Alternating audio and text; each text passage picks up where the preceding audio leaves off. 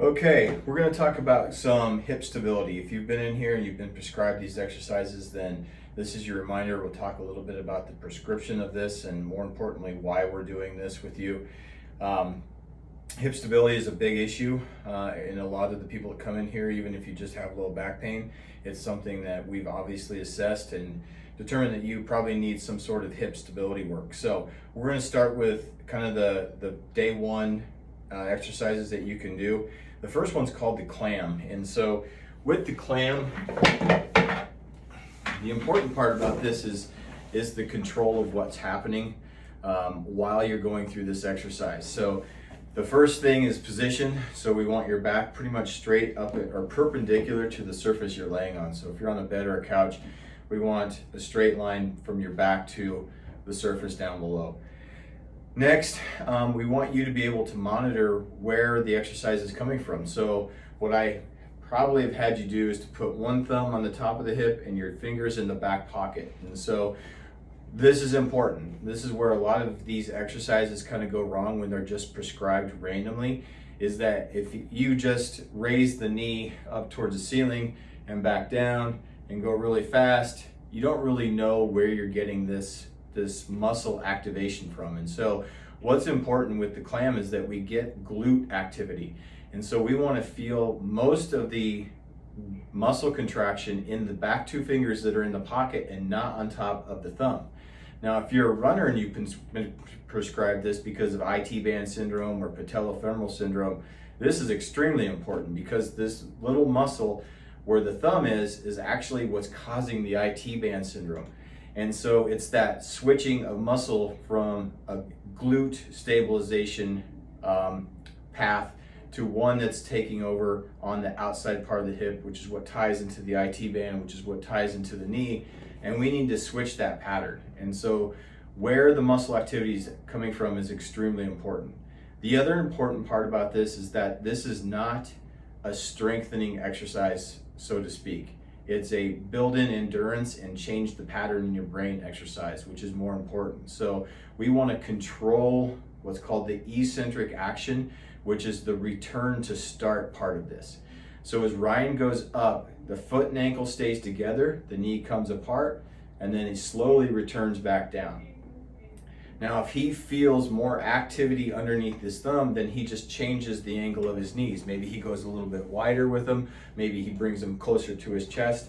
Everybody has a different length of femur, so there's no one position that's perfect for everybody. So you have to change the position of your legs, bend the knees a little more, take them apart a little further, until you feel the activity happening underneath the fingers in the back pocket.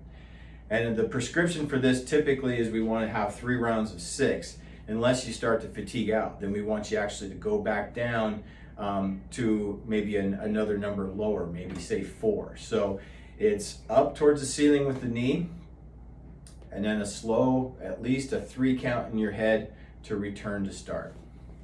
A lot of times we'll add a resistance band, so we'll slide these around his feet. So if you've been given this exercise, you probably also have been given one of these loops, and that adds a little bit more resistance. It is actually easier to get the right activation with a little resistance than it is against air. So in this case, I actually prefer the resistance band, so I probably have given this to you. And then we do 3 rounds of 6 to 8. We don't ever really go over 10 because it's not a strengthening exercise. We just want you to be able to turn on the right muscles while keeping the wrong ones turned off, which is that muscle on top of the hip. The next thing we can do from here, we can add in a little more glute stability, is to have Ryan lay on his back here. We go a little wider than shoulder width apart with the feet here. What I tell people to do with this glute bridge is I ask them to push their feet down into the table. The reason I do that is I want to turn the hamstrings off, and that actually helps quiet the hamstrings while we do this.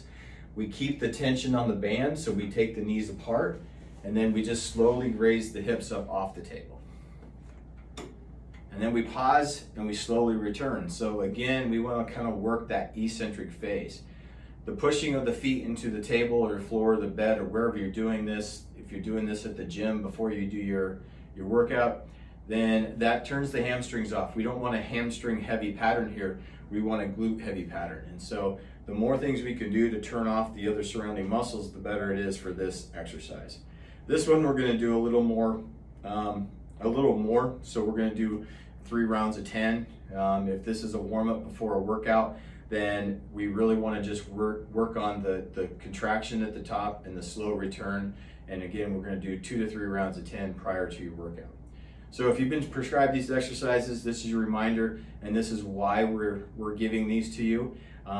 It's more a part of changing what's going on as far as patterning of muscles, so we don't have the wrong muscles working while the wrong ones are the right ones are turned off. And so this is the clam and the glute bridge. Thank you.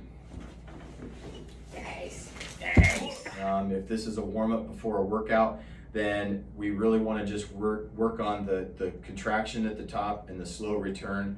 And again, we're going to do 2 to 3 rounds of 10 prior to your workout.